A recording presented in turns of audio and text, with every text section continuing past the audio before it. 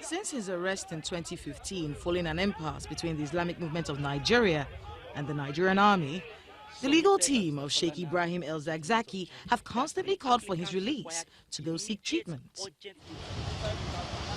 That wish was granted on the 5th of August, and on the 12th of August 2019, the Sheikh and his wife left for India.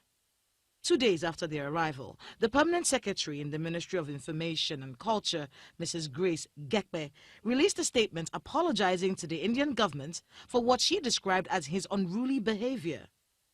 According to the statement, he requested his passport be handed to him, refused to subject himself to preliminary medical checks, requested he be allowed to check into a 5-star hotel instead of a hospital, and asked that police protection be withdrawn from him by the Indian government.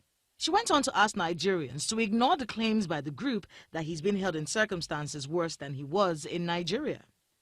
The back and forth continued until a viral video released by the Sheikh on the 15th of August announced that he and his wife will be returning to Nigeria without getting any treatment.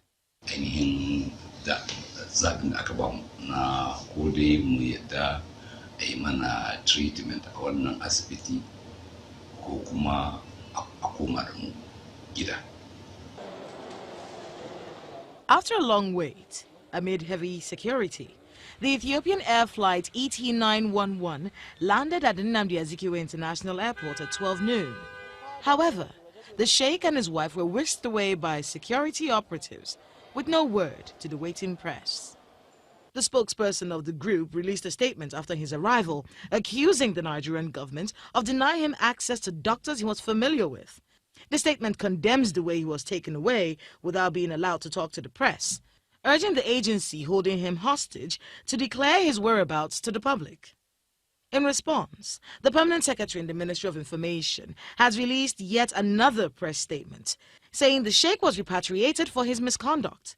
It reads in part, while in India, he initiated contacts with a team of lawyers led by Ali Zia Kabil Chowdhury and Gunjan Singh in that country. He also contacted some non-governmental organizations, such as the Islamic Human Rights Commission and other Shiite groups. His aim was to seek asylum and eventually relocate to another country. We spoke with a few Nigerians on how they feel about his return, as well as the impasse between the movement and the federal government. There will continue to be agitations.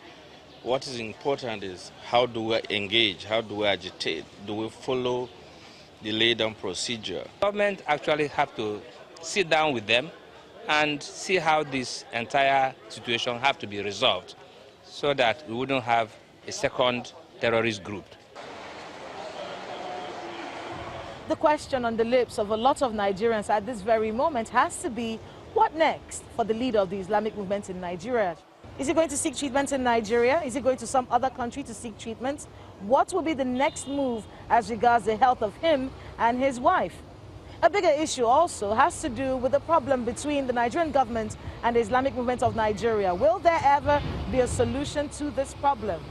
These are the questions that still linger. Kayla Megwa, Channels Television News.